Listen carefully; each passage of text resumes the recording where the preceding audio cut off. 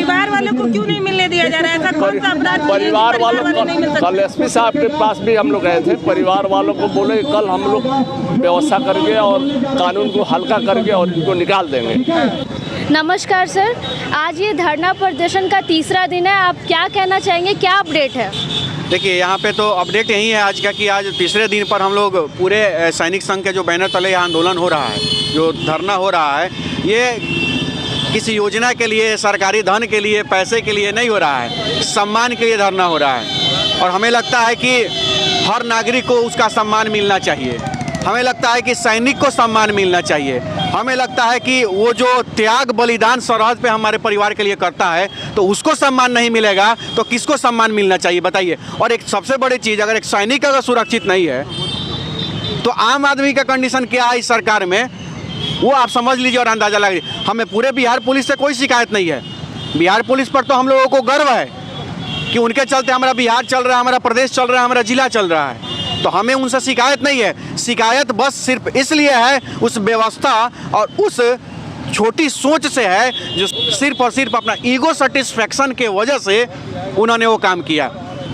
गाली आपने भी दिया, हो सकता है वो भी दिया होगा, इसमें कहीं दरकिनार वाली बात नहीं है। लेकिन आर्मी मैन गलत था तो उनके यूनिट को अकॉर्डिंग टू रूल उनके यूनिट को खबर करना चाहिए था। अभी इस मुद्दे पे उनके यूनिट को खबर किया गया है, उनका यूनिट है कहाँ? नहीं खबर गया था ना, यूनिट खबर कर रहा है एसपी साहब को, यूनिट को खबर नहीं गया है।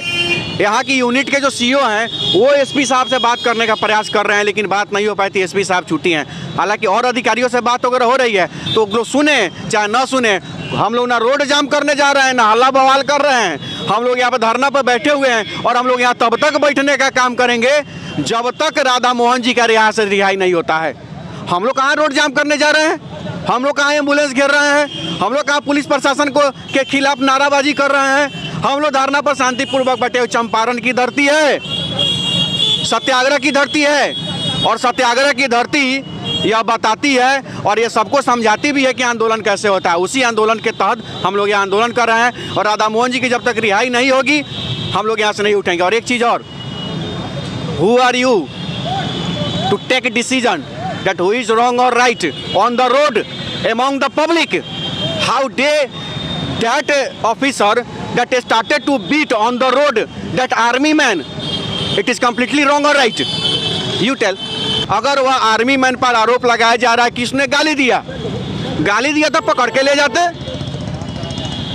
उस तहत में अब्यूजिंग का जो केस होता है चलाते।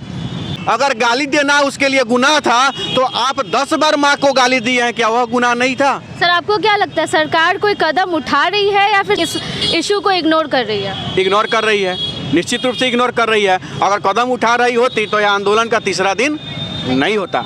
आज तीसरा दिन है, इसका मतलब कम्प्लीटली है कि अब इग्नोर किया जा रहा है। हालांकि हम लोग शांतिपूर्ण ढंग से बैठे हुए हैं। सरकार कौन है? सरकार किधर है? सरकार हमको दिखाइए तो किधर सरकार आपको दिख रहा है?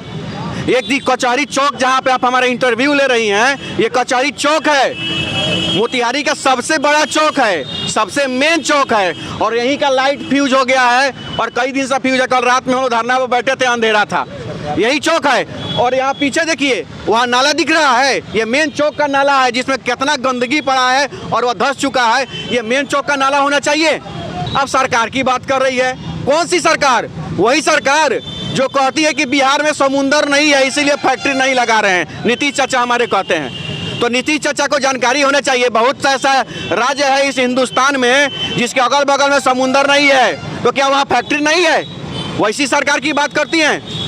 जो सरकार यहाँ का एक उद्योग चीनी मिल चालू नहीं करा पाया, वैसी सरकार जो सदर अस्पताल में दवाई और डॉक्टर नहीं व्यवस्था करा पाता है, वैसी सरकार जो यहाँ के 410 पंचायतों में एक भी पंचायत में उप स्वास्थ्य केंद्र नहीं चल रहा है, वैसी सरकार मतलब गूंगी है। और इस यहाँ पे इस जनता को मैं पता हूँ क्या कहना चाहता हूँ इस सरकार के लिए, एक ओर से नहीं होगा, चारों ओर से बोलो। ये बहरों की सरकार है, जवानों जरा जोर से बोलो, अब सुनेगा लोग। ऐसे ही आपका यह सरकार सुनने वाला नहीं है, तो जब तक सरकार आपकी सुनेगी नहीं तब तक हम लोग धरना पर बैठे रहेंगे। आइए हम सैनिक संघ के अध्यक्ष जी से बात करते हैं। सर, आप यहाँ 3 दिन से बैठे हैं, आपकी क्या प्रतिक्रिया है? देखिए, जो हम लोग का बैनर के तले हम लोग बैठे हुए हैं, हम लोग पहले ही कह चुके हैं कि हम लोग जो भी कार्रवाई करेंगे शांतिपूर्ण ढंग से करेंगे। और हमारी जो मांग है भारतीय सेना के जवान राधा मोहन गिरी को रिहाई का, वह रिहाई हमको मिल जाएगा, उस समय तक हम धरना पत्र में बैठे रहेंगे। मैं उसके लिए बिहार सरकार और बिहार पुलिस प्रशासन को भी धन्यवाद देना चाहता हूं कि जो एक सैनिक के साथ ऐसा व्यवहार किया गया है, इसके लिए मैं बहुत बहुत धन्यवाद देता हूं। और उन्हें अगर वो उपस्थित होते तो हमें जो भी मेडल मिला हुआ है भारतीय सेना के द्वारा, उन्हें हमें पहना करके यहाँ पर सुशोभित करता कि उन्होंने जो भी कुलंकित वाला काम किया है वो सारी मेडल मैं अपने कारगिल युद्ध का और सोमालिया का और जो मैं यूएन शो में रह करके मुझे जो भी रिप्रेजेंटेटिव करने का मेडल मिला हुआ है वो सारे उनको सुपुर्द कर देते कि लीजिए आपने बहुत बड़ा मैंने काम कर दिया है। आपने एसपी सर से बात की है तो एसपी सर ने उस पुलिस को कौन सी सजा देने की बात की है? पुलिस को बोले कि हमने बर्खास्त कर दिया है, वो बोले कि पुलिस को बर्खास्त कर दिया गया है और उसमें 2 पुलिस वाले हैं उनको भी बर्खास्त किया गया है। लेकिन वहाँ जो 3 पदाधिकारी थे, 3 एसआई थे, उसमें तीनों आदमी इन्वॉल्व थे। इसमें 2 आदमी मारते हुए इसको पीटते हुए ले गए हैं, सभी ने देखा है। इसलिए हम लोग को आक्रोश हो गया है कि पुलिस वर्दी के वाले के ऊपर वर्दी वाला हाथ उठाए और इसे परिवार के सामने पुलिस शर्म की बात है। सर बर्खास्त करने का क्या कारण? उनके लिए तो वो सही है, फिर बर्खास्त क्यों? नहीं, बर्खास्त से नहीं मानेंगे, बर्खास्त करें और आकर माफी मांगे।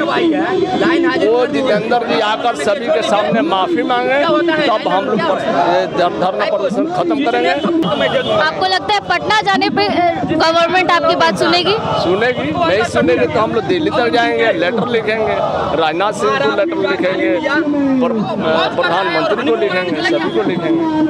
सबके पास यही माइक है जो आपको लोकतंत्र का चौथा स्तंभ बताने के लिए इस्तेमाल आप करते हैं। मुझे ये बताइए, जिस इंसान को ठोकर मारा है क्या वो गंभीर रूप से घायल है? उनको अस्पताल में एडमिट कराने की नौबत थी? देखिए, एडमिट कराया गया है, वो कितना घायल है, मर रहा है कि जिंदा है इसकी गारंटी नहीं है, लेकिन उनको एडमिट कराया गया है। आप कहिए ना हम यहाँ छटपटा के गिर जाते हैं, आप हमको एडमिट करा दीजिएगा, लेकिन असलियत हमको पता है कि हमें कुछ नहीं हुआ है। अगर हुआ है, अगर उनको हुआ है तो उनका इलाज कराया जाएगा। भाई सब कोई कह रहा है इलाज कराया जाएगा, हमारे आर्मी के जवान मौके पर कह रहे थे उनको इलाज कराया जाएगा, लेकिन फिर भी वहाँ के आम लोगों के द्वारा मैं आपको बताना चाहूंगी, आर्मी के जवान जो पत्नी है उनकी काजल नाम है, वो मेरी भी बहन है, मेरी बहन का भी नाम काजल है और इसलिए वो मेरी बहन है। उसने मुझे कहा था कि भैया वहाँ पे मौके पे बहन नहीं है, वो सबकी बहन है, भारत की सबकी बहन है। आर्मी का परिवार अगर हमारे लिए बॉर्डर पर लड़ सकता है तो हम सब की जिम्मेदारी है कि हम उनके परिवार की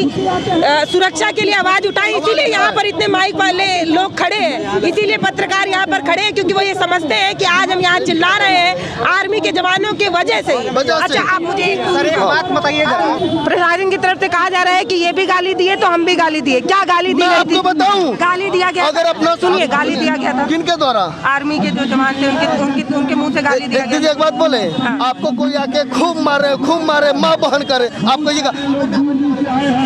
आरती उतारिएगा उनका? क्या आप आरती उतारिएगा कि आप भी खींच के मारिएगा?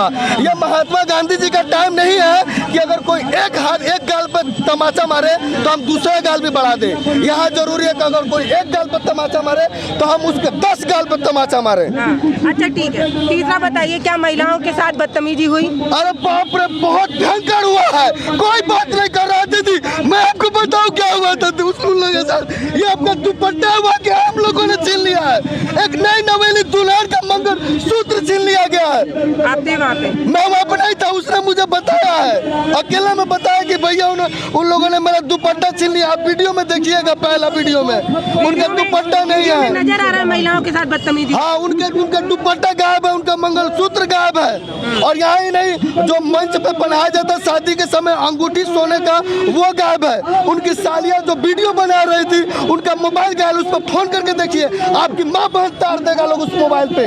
मोबाइल ऑफ नहीं हो रहा है, मोबाइल छीना गया। हाँ, मोबाइल बात हो रही है, अरे उस पर कॉल लग रहा है, माँ बहन कर रहा है, वो लोग बुरी गालियां दे रहा। आप फोन करके देखिए ना भाई, आप फोन काट दीजिएगा।